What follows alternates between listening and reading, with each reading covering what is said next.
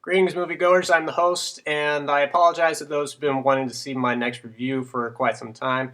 I've been really busy lately and couldn't really get my reviews out on time, so I apologize to those who've been wanting to see my next review. But I'm here to make it up to you and recount all the movies that I did see this summer and tell you what I thought. So, without further ado, this is my official summer movie recap, and I hope you enjoy.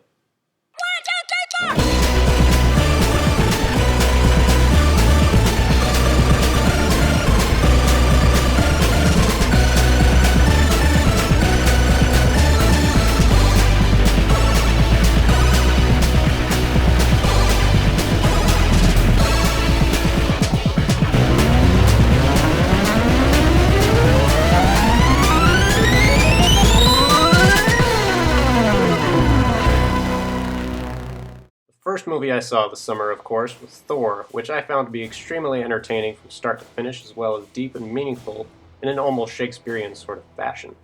And like I said before in my review, it was a great startup for the summer movie season. And while the story may be a bit too familiar for most viewers, which is basically a fish out of water type story, it still benefits more on the strong performances, beautiful scenery, and well-staged action sequences. The next film I saw was Pirates of the Caribbean on Stranger Tides, which wasn't quite as epic or extremely weird as its predecessors, but I was entertained by it nonetheless. Johnny Depp never ceases to impress me as Captain Jack Sparrow, a character I wouldn't mind seeing him play again in future installments. Priest might have looked bad on the surface, but once you finally watch the film, it's actually an okay movie. Granted, it's not a good movie per se, but at least it's a lot better than Paul Bettany's last film, Legion. And we all know how great that movie was, right?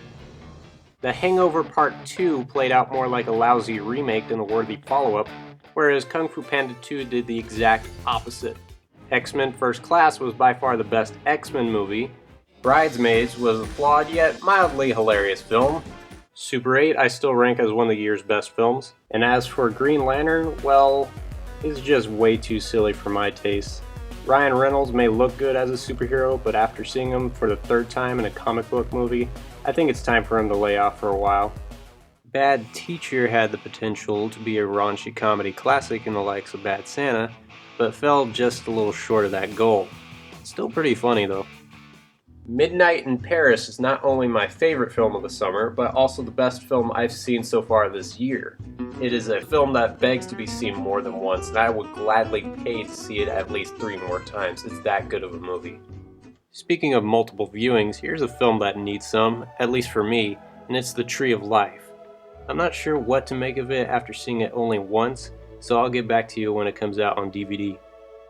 Transformers Dark of the Moon may be a much better improvement over the second film in the series, Revenge of the Fallen, and yet it still managed to bore me senseless with overblown special effects that seem to last forever. I'm sorry Transformers fans, but this movie sucked giant robot balls.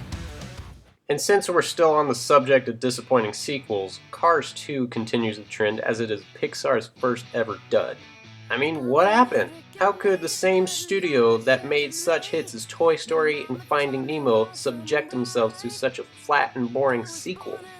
Oh well, here's hoping they get their groove back with next year's Brave. Horrible Bosses was by far the funniest R-rated comedy I've seen this summer, as well as being the best movie Jennifer Aniston has done in years. If she keeps this up, maybe in time I'll completely forget about The Bounty Hunter and just go with it. And at long last, we have the epic final installment to one of the most popular film franchises of all time, Harry Potter and the Deathly Hallows Part 2. Even though I'm glad the series ended on a good note, I still find it hard to believe that it's all over. What else is there to look forward to? There's nothing else I can think of. Oh, except for that. That looks awesome. Moving on. Captain America I found to be just as enthralling as Thor. Cowboys and Aliens was a little underwhelming. Crazy Stupid Love was a very surprisingly good romantic comedy. Attack the Block was by far the coolest alien invasion film of the year that puts even Super 8 to shame. Change Up you could definitely skip. Rise of the Planet of the Apes got the series back on track by featuring a fresh new take on the story and an Oscar-worthy performance by the man who brought Gollum and King Kong to life, Andy Serkis. 30 minutes or less made me laugh out loud quite a few times, despite my knowledge of the real-life story the film was inspired by. The Help has a very good chance at nabbing a few nominations at next year's Oscar ceremony, particularly in the acting categories. And the last film I saw this summer was Conan the Barbarian. Boy, talk about switching gears. Anyway, there's not too much to say about it, except I came to see a movie filled with gratuitous sex and violence, and this movie delivered. But if you want to see a Conan movie, just stick with the original Schwarzenegger classic. Say, would you mind reciting what is best in life? Crush your enemies, see them driven before you, and hear the lamentation of their women. Thanks, Arnie. And that concludes my summer movie recap. I hope you enjoyed. And don't worry, I'll try and do more movie reviews in the near future. But until then, I'm the host. Thanks for watching.